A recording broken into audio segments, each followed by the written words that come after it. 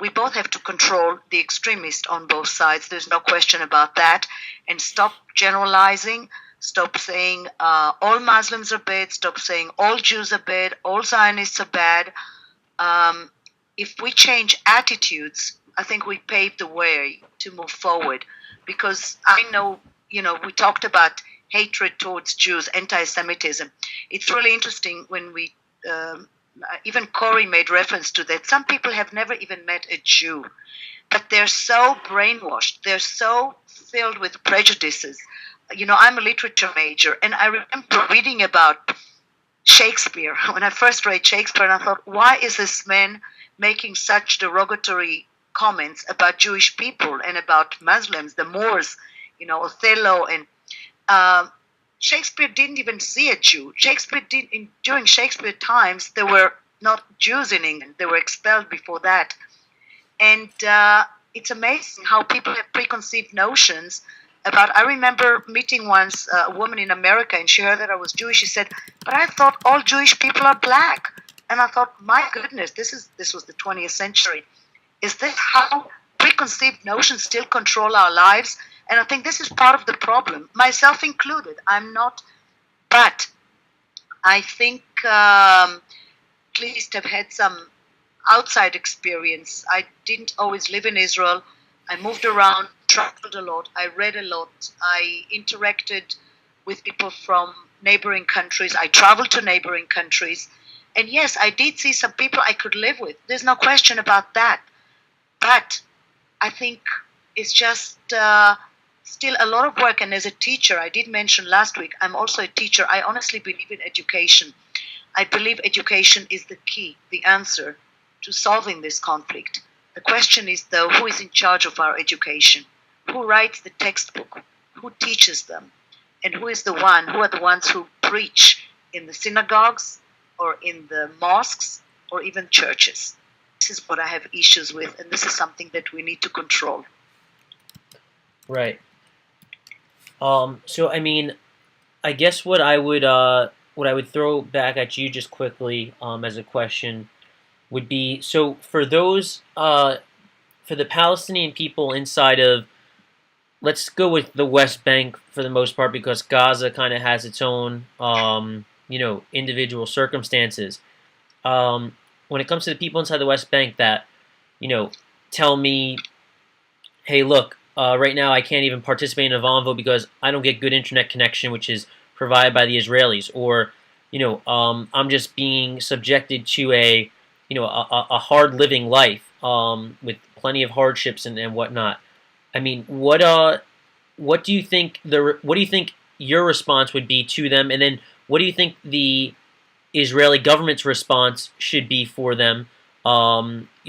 Because I think there's no denying that there are definitely some flaws in the system of how these people are being treated, and it's kind of it's a whole big to do to try and figure out whose fault exactly it is. But what do you think the solutions is when it comes to that front? I think they should look first of all at their leadership. Those people get millions of dollars every year. They get money from UNRWA. They are the only group of refugees for whom the UN has a special office. Money flows in there. The Saudis give money there. The Emirates give money to them. And the UN, America, the EU, everybody, Israel pours money into there. Where is all that money going to? Well, we know where it's going to. And I think these people are going to. And I think the next intifada is not going to be against the Israelis. It's going to be against their own leaderships, because a lot of them are waking up to realize that monies that should have gone to improving their lives, their quality of life, their futures, are going into private pockets. So this is where I am saying these people should wake up and direct their attention. I'm not saying, again, that Israel is perfect. Right now, Israel is the West Bank is not part of, or Judea and Samaria are not part of Israel. How much of responsibility should Israel bear for those territories, since they're not part of us? We haven't annexed them yet. Right now, they're still disputed territories. So I'm just saying these people are being mistreated. I agree. These people are being downtrodden. I agree. But the question is it only Israel that is responsible for that? Is it only Israel that is responsible for improving their lives? They have their own leadership. They call themselves the PA.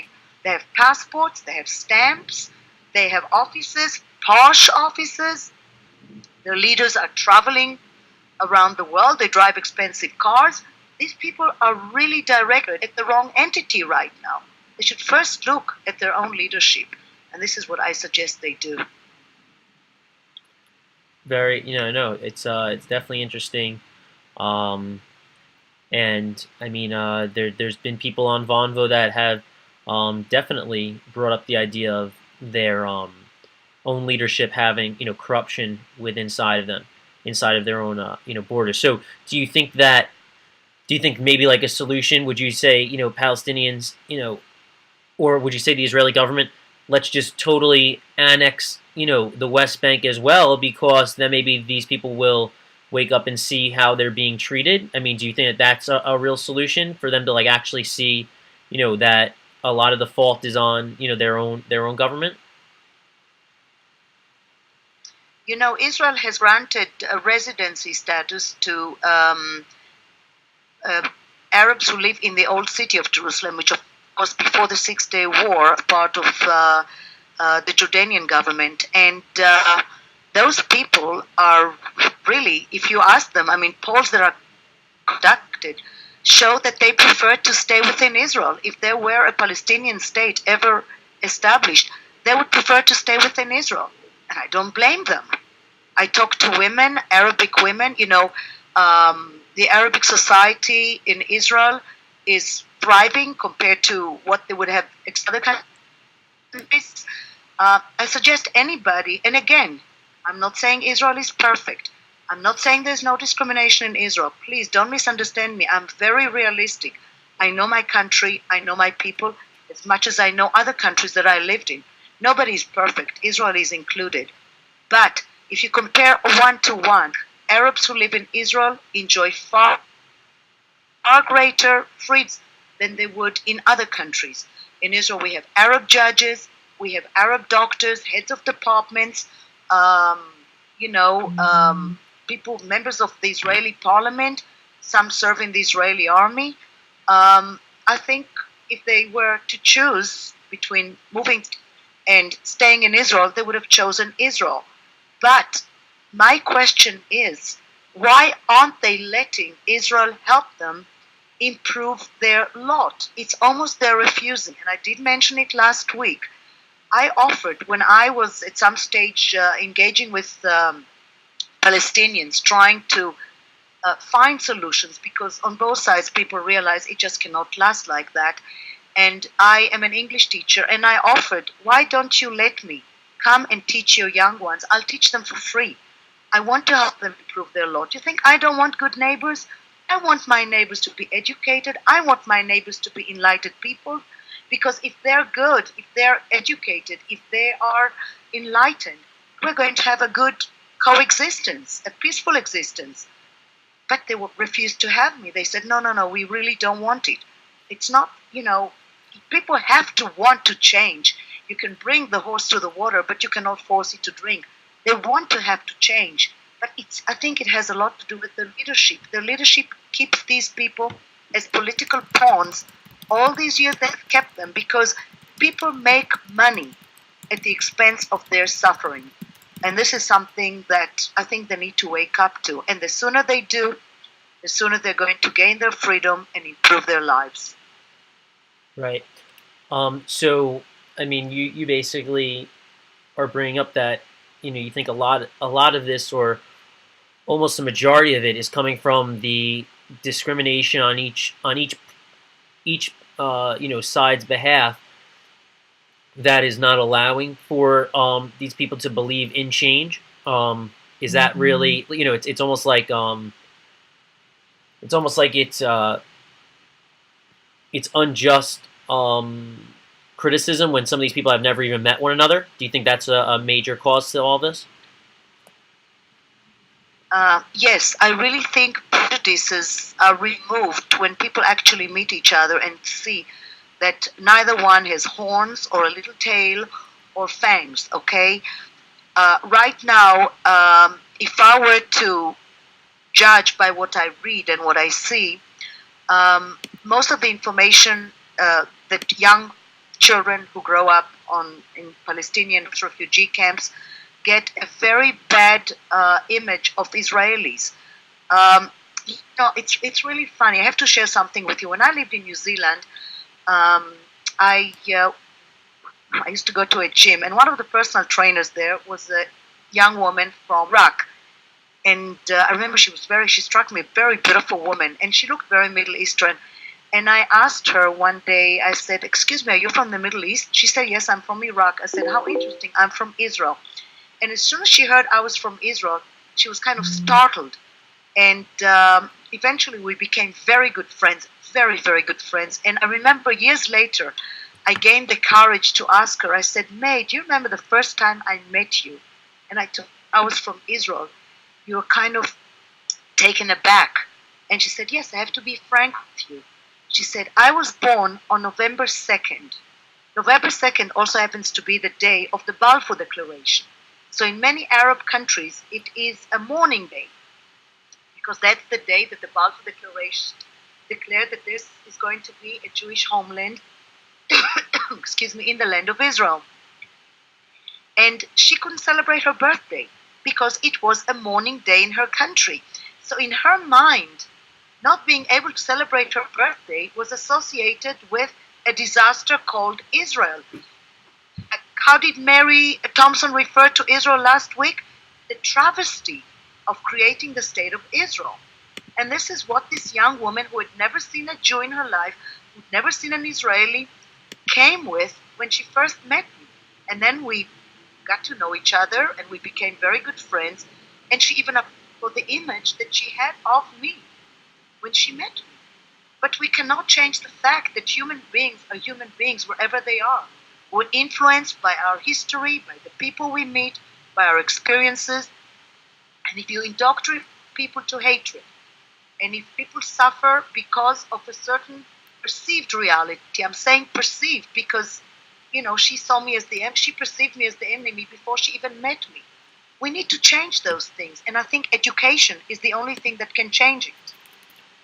Right. So there's a few questions, and just running through them. You can take a look at them also in the text chat. It looks like we have a good amount of people back in listening, thankfully, after our little glitch before. It says, so for me, someone named Amir, who I've yet to, I don't think we've met Amir yet, it says, "It's very hard for me to let someone beat me and occupy me to teach me. As a teacher, how do you expect to learn from someone like you?" So I guess I don't know where she's from exactly, Batzi, but it sounds like as if she might be from, the West Bank area or something. And in that instance, how do you respond to someone like that? And let's just see, I see Corey's back in. Do we hear Corey? Corey, do you hear us? Or can you say something? Still don't hear you. Sorry, Corey. She's projecting. I'm sorry. First of all, I think Amir is a name. Is the name of a man. But I read that sentence. Let someone beat me and oppose me. You see, here's the generalization.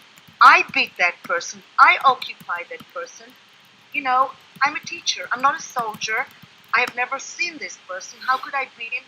But this is exactly the same problem that we saw last week from a supposedly enlightened person like Mary, that all Zionists are bad. This person looks at me and said, "Oh, you're Israeli. All Israelis are bad." I mean, how could you even sit at the table with someone who, before they even met me, perceives me as someone bad, someone who, I agree, we all have prejudices, but sometimes we just have to let these prejudices move away and see how we can overcome them. That's really, I'm guilty of that as well, I admit. I'm guilty of that. But at least at some stage in my life, I move forward, I engage with people from Kalkilia, people from Nablus, and we try to see where we could move forward. And unfortunately, we didn't get very far, but we just have to break down those walls. What can I say? Right. No, no, I hear, I definitely hear what you're saying. And I just asked Amir if he would like to join the discussion.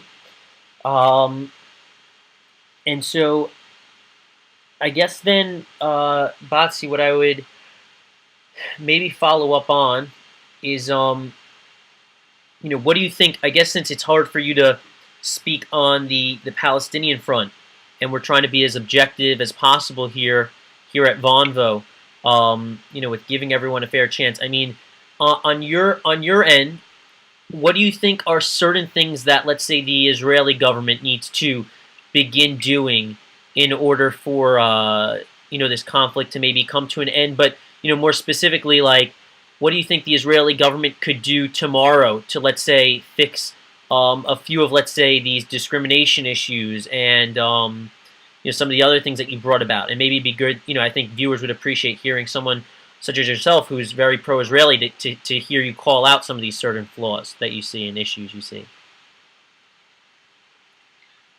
Can you give me an example of a discrimination? An example of discrimination? I mean, let's see.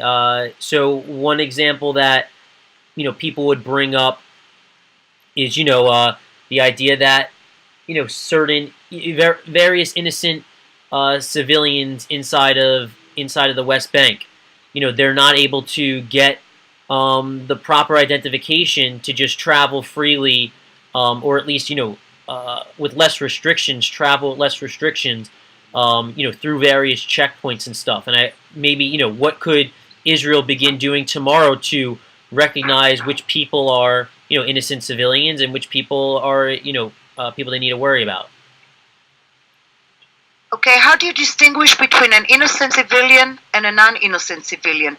If I could show you examples of women, innocent civilians, who were caught bomb-strapped to their bodies, and there are numerous examples on YouTube videos where people are hiding knives, or people are.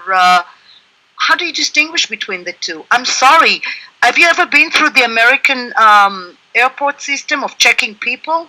I think it's one of the most humiliating systems in the world. I have to stand there like I'm being crucified with my arms stretched alongside my body, or sideways. This is very humiliating. Do I have a right to tell Americans stop doing that to me? They care about the security of the American people. Do you expect Israel not to care about the security of its own people? How do we it's not written on anybody's face whether they're innocent civilian or not, unless, of course, they just, being attacked indiscriminately for absolutely no reason. And I would say they are innocent civilians. But, how do you distinguish between someone who wants to cross to your side and could carry a knife or could carry whatever? How? Is there a system? When they invent that system, we have a solution to the problem. Right now, that system has not yet been invented. Right, and so I guess what Amir mentions is that I think he's bringing up in the text chat his questions have been a little vague, but I think what I'm seeing from Amir in his question inside the text chat is how do you expect, although you may not be part of the Israeli army, or like you were saying before, there are the association. It's kind of like guilty by association, it seems, where you're part of the Israeli people. You have the Israeli army, which is at all these different checkpoints and whatnot. At these different checkpoints, and basically verifying which Palestinians are able to travel freely. And then you mentioned I would love to. You mentioned just before, I'd love to teach these Palestinian people and educate them for free and everything. But how do you expect people with this whole guilty by association concept to just allow you to, let's say, do? And do you see where they're coming from, where they feel uncomfortable, let's say, allowing you to educate them because of that? Well, I know myself, but everybody can speak for themselves. But I realize it's a very different. I don't have a solution. In case you're expecting for me to come up with a magic solution, just wave my wang and just Yeah. find a solution. I'm not claiming to have a solution. I think it's going to take time. But as I said, I believe in education. We're talking about, it's really interesting because education is really a key. And when people say to me, why are you against establishing a Palestinian state right now unilaterally? I'm not against establishing a state for them. They can have a state. Honestly, they can have a state. But I don't think they can become a state overnight. I don't think they can just go to the UN, ask for a state, and be granted one. And people say to me, why do you say that? And I always use this argument, and I really think it's not my, I just across it. And when I read the Old Testament, and I read when Moses took the Israelites out of Egypt, and knowing the geography of the region, I know that Moses didn't have to take them for 40 years around the desert. He could have crossed the desert in a far less period of time, in a shorter period of time. And I asked myself, why did he do that? Because he was very clever. He realized that you cannot take a nation, a group of people that just yesterday were slaves, were downtrodden, were being beaten, were being threatened, just like this young Amir feels, okay? Whether it's the result of leadership or whether it's the result of an occupying army, whatever the reason is, you can not take a nation that has really been subjected to humiliation, to abuse, and expect them overnight to be able to carry themselves proudly and be able to manage their own affairs. It takes time. Moses realized when he took the Israelites out of Egypt, he realized that you have to let the generation of the slaves die away, have to really get rid of that generation with the mentality of the slaves and raise a new generation on the principles of democracy, of justice, of leadership. Do you realize what he created in the desert? The census system, which he got from Jethro, was created. The justice system, which he got from Jethro, his father-in-law, was created in the desert. The census system was created in the desert. Democratic principles, dietary laws, all he preparing people to become a nation. The same thing needs to happen with any people that wants to assume responsibility, with any people that wants to become a free nation. They need to learn to think like free people. They need to learn to think like independent people. And that's where education comes into the picture. And it's not going to happen overnight. Right. I'm against giving them a state overnight by taking them to the UN and saying, hey, congratulations, you have just been born as a nation. It doesn't happen that way. No, totally. And I hear what you're saying. And I guess, just the last response, another, quick response that comes from Amir is, he says, look, I'm from Ramallah. I want you to teach me English, but unfortunately there is a checkpoint which stops me and abandons me to pass into Jerusalem to meet up with you. So the problem now isn't the education part. I mean, would you agree with that? Is that obviously there's more complexities to it than just that, but when you break it down, is that a relevant claim? No, it's not, because the way we were trying to work it out when I offered to do that, there was several years ago, was we're going to create a group of teachers going to be escorted with security to try and volunteer our time. We don't expect the students to come to us, or we were expecting to go there and share with them our knowledge. So I'm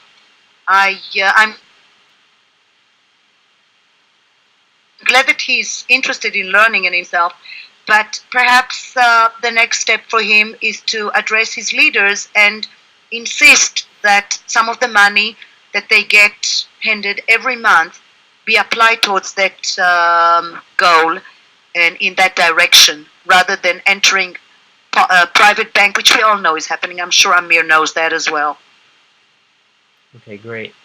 So what I was going to say is, Batzi, there are other people inside the room who I would love for them to participate in the discussion with you. See, Cliff is there. Hi, Cliff. I know Ryan. Hi, Cliff. Hi, Ryan. What I was going to say, who decides who is ready? That sounds like an apology for colonialism. Americans said saying that. I'm just looking at some of the texts comments. European colonial powers said time and time again their colonies are not ready. Let me look at some of the questions myself. Yeah. Go ahead. Do you see them all coming in? I beg your pardon? Do you see them coming in the text chat? Do you see them? Yes, I do, but I have not followed them very closely, I must admit. That's okay, no problem. No problem. So what I'm seeing... I see Barak. What is Barak? I see Barak refers to discrimination. Is Barak around? What kind of discrimination is he complaining about? I see Abdul Wahab. Hello, Abdul Wahab. How are you? And Mahmoud is there. Yeah, Mahmoud, I believe, is having trouble connecting, unfortunately. Okay. But yeah, I mean, if you want to address any of the text questions in there, otherwise I will definitely choose one. I think, Abdel Wahab is discussing some of the, history comparisons, between America and, let's say, having control over both the Native Americans and African Americans. And let's see, European colonial powers said time and time again their colonies were not ready. I just think it's rude to say, at least for Israelis. So what's your, if you look at, I think Abdel Wahab kind of sums up his concerns in his last remark at the bottom of the text chat. He just kind of says, I think it's rude to say, at the least, that just a second, I see Abdel Wahab. Can I say something, Max? Go ahead. Sorry. Go ahead. Abdel Wahab knows. I have a lot of respect for him. He's an extremely intelligent young man. Abdel Wahab, I see you just wrote, I just think it's rude to say the least for Israelis to decide when Palestinians are ready. Palestinians are ready for statehood. What does it take to create statehood? Please enlighten us, will you?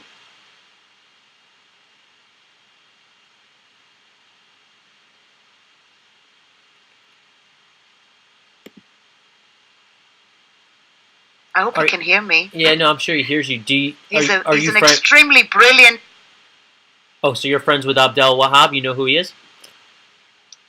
I know who he is, yes. I've engaged with him in the past. Extremely intelligent young man, open-minded, and I have a lot of respect for him. Abdel Wahab, did you hear my question? Great, yeah, I'm hoping that he'll respond to it. I wish he had, maybe, I don't know if he doesn't have a webcam or not, but I'd love to have him participate. Let's see. Yeah, he wrote down something. Do you see it? He wrote, obviously it takes numerous factors, but if we were to police every failed state in the world, we will revive a lot of colonial powers.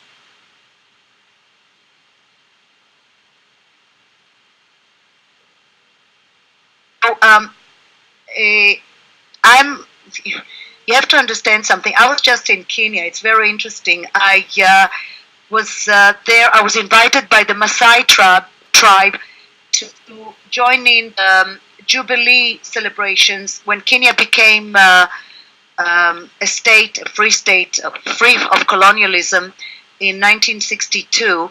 And Israel was one of the very first countries in the world who sent supplies, sent experts to try and help African countries regain their independence. And it takes a lot. So having spoken to a lot of these people, Abdul Wahab, in the 60s, I was a young girl. I remember when we did that. And they're telling me that because of the corruption, that was really the main barrier towards them becoming an enlightened country. And you must agree with me that there is a lot of corruption still going on in the Palestinian Authority, and there is a Palestinian Authority, the self-governing body of your people in Judea and Samaria.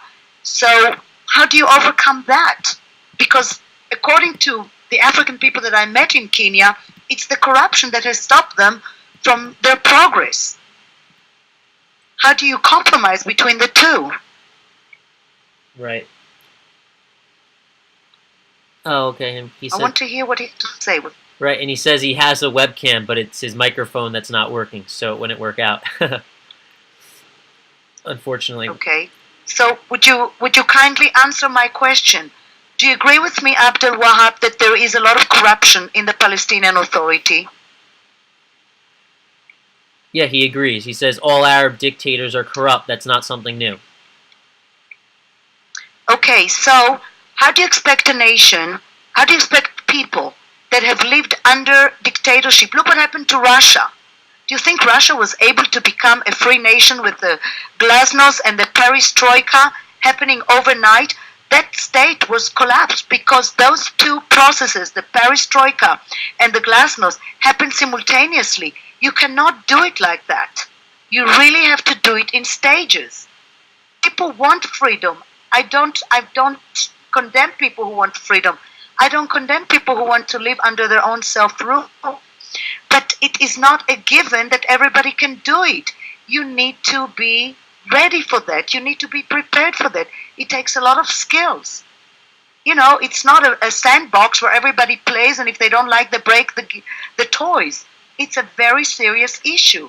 Do you think Palestinians, your people, are ready for self-rule?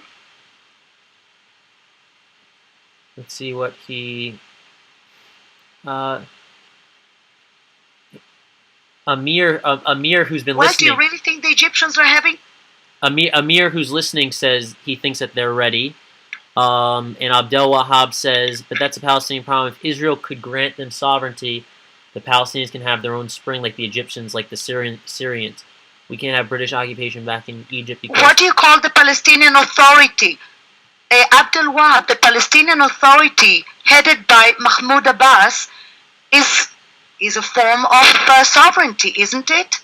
Are they running Ramallah in the best possible way? Do you see a change in Ramallah? Has it flourished? Has it developed?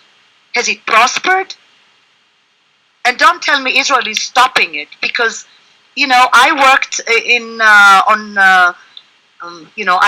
I've been privy to the water sharing agreement between Israel and the Palestinian Authority.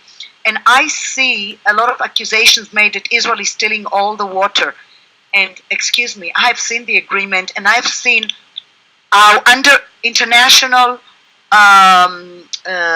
supervision, Israel has done more than its share in that agreement. So I cannot say that Israel can take all the blame. It's not really fair to blame only Israel for the reality that is on the ground.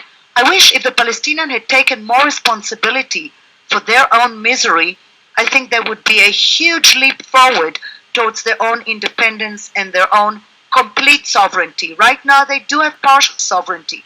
No one can deny it.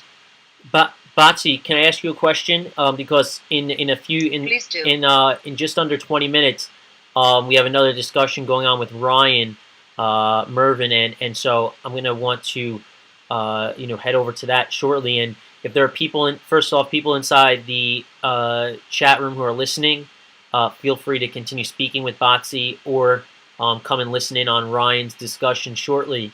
But Batzi, what I was going to ask you is in terms of you're saying you don't have a magic wand to come up with some of these solutions. We've addressed a variety of different things here. In terms of, do you think that having dialogue with different sides through different forums, such as on Vonvo, and allowing these actual innocent, people that we were discussing before on each side to maybe get past some of the discrimination and have these sorts of conversations goes, a very long way in both this crisis and maybe some others? Absolutely. I'm all for talking, I'm all for engaging, and I'm all for communicating.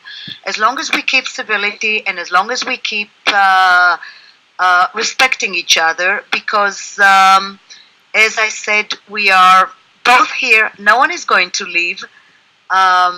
People were born here. They have no other places. And we'd better learn to accept each other unless, as Corey said, we want to turn it into another Yugoslavia. But I really believe we need to engage, we need to share. I see more and more joint ventures by Israelis and Palestinians. I see a lot more joint activities for children, which really makes me have hope for the future. I'm not overly optimistic. I'm more optimistic than Corey because I do think that there will be a solution, but not anytime soon. It's going to take time. And anybody who thinks that they can go to the UN and get voted as a state is, I'm sorry, irresponsible. I, we had an opportunity. We cannot cry over spilled milk, but what I'm saying, the Palestinians want now, after 64 years of suffering, what they could have had in 1948. And we have just gotten the Palestinians spoiled in a way that they can get away with murder. We have gotten them so used to not questioning them, not threatening them with going to The Hague, not telling them, giving them the feeling that they have carte blanche to do anything that they want and get away with it. We're not helping them. We're really not helping them. We're making them become more and more independent, more and more dependent, on resorting to violence as a solution and really more dependent on their own corrupt leadership.